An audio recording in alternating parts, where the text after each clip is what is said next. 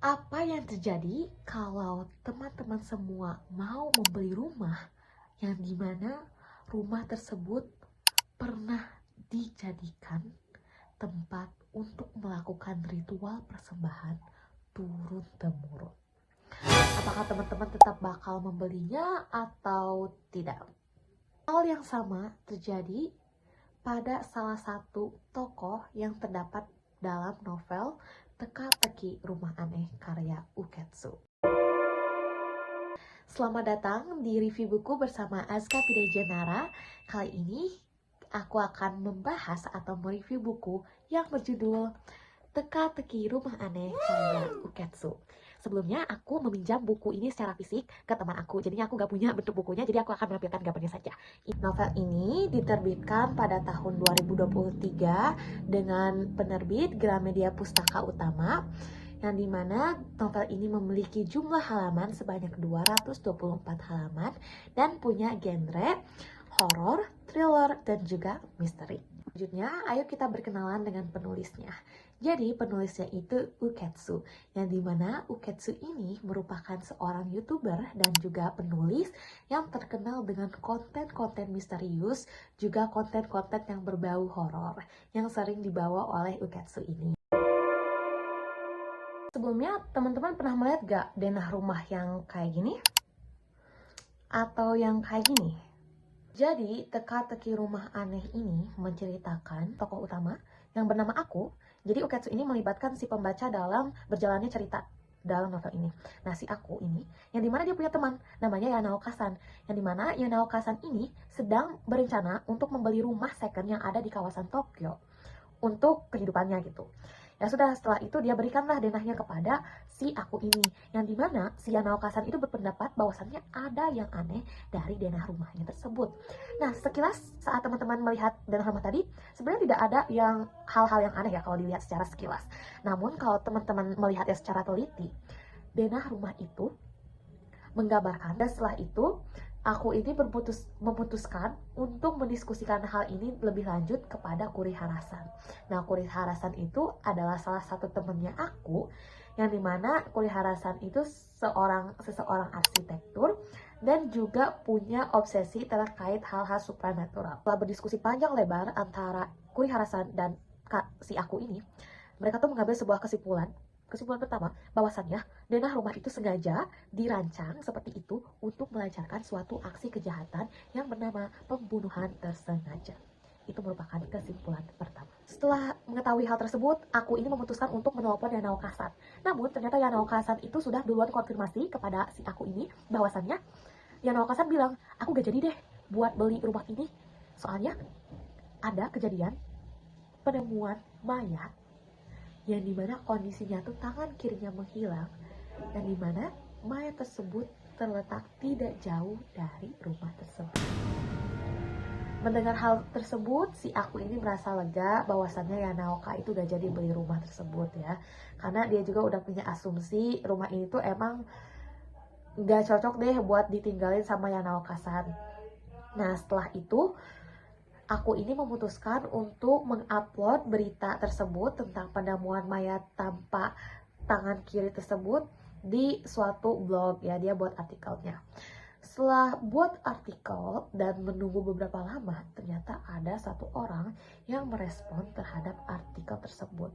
Setelah itu Miyae-san dan juga tokoh aku ini melakukan percakapan, dan pada akhirnya Miyae-san itu sharing tentang pengalamannya, bahwasannya dia mengalami kejadian yang sama terkait kasus yang terjadi di kawasan Tokyo dengan dirinya, kehidupannya sendiri begitu. Bahwasannya si Mie-san itu dulu punya suami, yang dimana suaminya itu sudah menghilang 3 tahun yang lalu.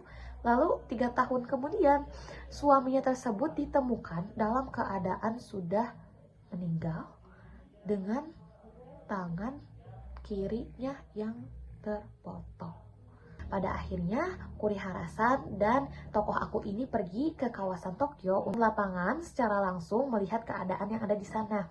Nah, setelah melihat keadaan rumahnya gitu, si tokoh aku ini berpapasan dengan salah satu warga lokal, yang dimana warga lokalnya itu ngasih tahu bahwasannya dulu Di rumah itu pernah hidup suatu keluarga yang bahagia, terdiri dari ibu, ayah, dan juga satu orang anak. Nah, hidup bahagia tuh mereka bertiga. Namun, pada suatu tengah malam, salah satu warga lokal itu menemukan ada satu orang anak di tengah malam sedang berdiam diri di kamar anaknya. Nah, otomatis hal ini tuh menimbulkan suatu kecurigaan gitu. Bukan di keluarga ini punya anak satu ya? Kok di rumahnya ada dua anak? Nah, semenjak kejadian itu, si keluarga itu tuh memutuskan untuk pergi dari rumah yang ada di kawasan Tokyo tersebut. Menjak kejadian itu juga lah, Kurihara-san dan aku ini mulai tersadarkan bahwasannya di kesimpulan kedua, selain ada ruangan yang digunakan untuk melakukan pembunuhan secara sengaja, terdapat ruangan untuk disembunyikannya seorang anak. Pada itu aku mengajak ke teman-teman semuanya untuk membaca novel ini sampai akhir supaya misteri kenapa anak tersebut harus tersembunyi itu bisa terkupas atau bisa terkuak sama teman-teman semuanya. Ini terdiri dari tokoh utama dan tokoh pembantu. Dengan tokoh utama yaitu aku sebagai narator ya.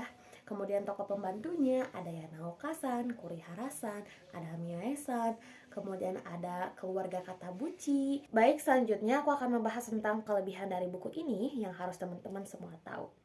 Yang pertama, gaya penulisannya itu benar-benar membuat pembaca dibikin penasaran setiap di akhir babnya. Yang kedua, horor yang dibawa oleh penulisnya ini, Uketsu ini, bukan horor yang dominan jump scare yang sebagainya, tapi lebih ke horor psycho yang ada pengaruh ke psikologis kitanya. Jadi aku juga tetap ngerasa merinding walaupun di bukunya nggak dikasih jump scare dan sebagainya, seperti itu. Selanjutnya untuk kekurangannya, ada beberapa di bagian penjelasan tentang denah rumah maupun tentang silsilah keluarga Katabuchi itu memberi dan ataupun penulisan action scene-nya itu terkesan agak ambigu kalau teman-teman nggak baca dengan hati-hati ya.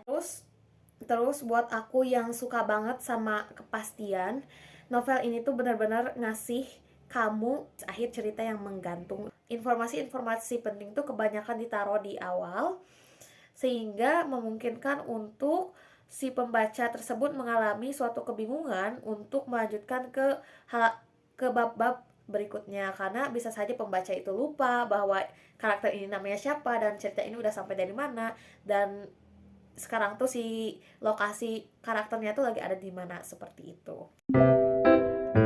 Novel ini cocok banget dibaca buat teman-teman semua yang menyukai genre misteri, psycho, atau thriller, dan sebagainya. Dan aku sarankan untuk teman-teman semua agar membaca buku ini dengan pelan-pelan saja, tidak terburu-buru, supaya teman-teman semua dapat mencerna berbagai informasi yang terdapat di novel tersebut dengan baik, sehingga teman-teman tahu bagaimana jalan cerita dari novel ini. Seperti itu. Sekian saja yang dapat aku sampaikan dari review buku tentang Teka-teki Rumah Aneh. Semoga teman-teman semua mendapatkan banyak manfaat dari apa yang aku sampaikan. Aku ucapkan terima kasih banyak atas perhatiannya. Segitu aja dari aku. Sekian, terima kasih. Sampai jumpa kembali semuanya. Dadah.